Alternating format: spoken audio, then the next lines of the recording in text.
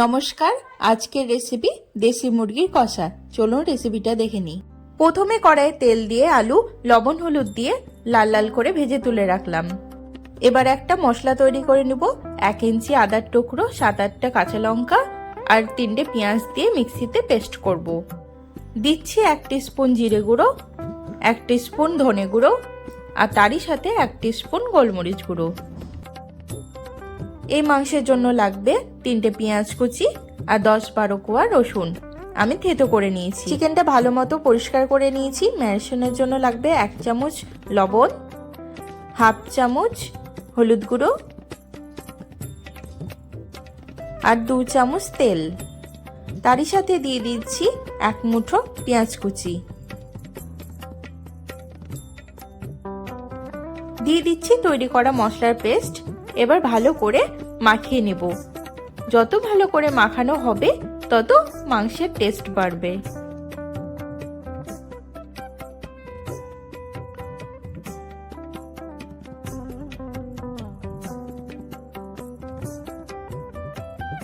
এবার চিকেন 30 মিনিটের জন্য ম্যারিনেট করে রেখে দেব। আমার হাতে সময় কম, আপনারা 1 ঘন্টাও রাখতে পারেন। এবার কড়াইয়ে পরিমাণ মতন তেল দিলাম। তেলটা গরম হয়ে আসলে লঙ্কা, এলাচ, দারচিনি ফোড়ন দিলাম। ফোড়ন থেকে মিষ্টি সুগন্ধ আসলে রসুন থেতোটা দিয়ে দিলাম। রসুনকে হালকা বাদামি করে ভেজে নেব।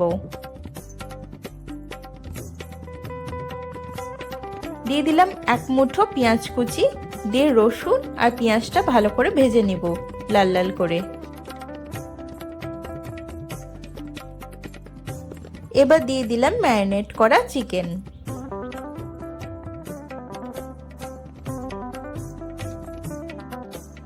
আমরা দেশি চিকেনের সাথে রসুন খেতে ভালোবাসি, তাই দিলাম, আপনারা নাও দিতে পারেন।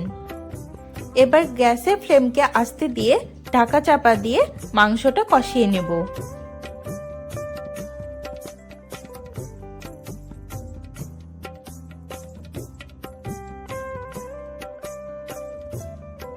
আমাদের মাংসটা ভালো করে কষে গিয়েছে।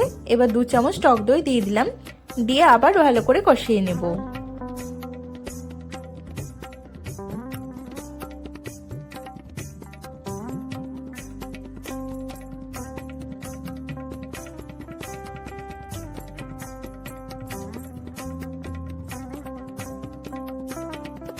আমাদের মাংস ভালো মতো করে কষে গিয়েছে, তেল ছেড়ে দিয়েছে। এবার পরিমাণ মতন জল দিয়ে দেব।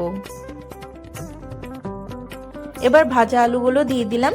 দিয়ে একসাথে সিদ্ধ করে নেব।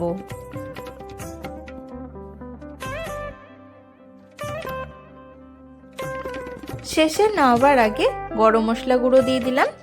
তৈরি হয়ে গেল দেশি চিকেন কষা। আজ আমি দেশি চিকেন ভাতের সাথে পরিবেশন করেছি।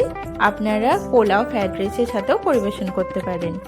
আজকের রেসিপিটি আপনাদের কেমন লাগলো অবশ্যই কমেন্টে জানাবেন। ভালো লাগলে সাবস্ক্রাইব করবেন। আর ফেসবুক থেকে দেখলে ফলো করে দিবেন। ভালো থাকবেন, সুস্থ থাকবেন। ধন্যবাদ।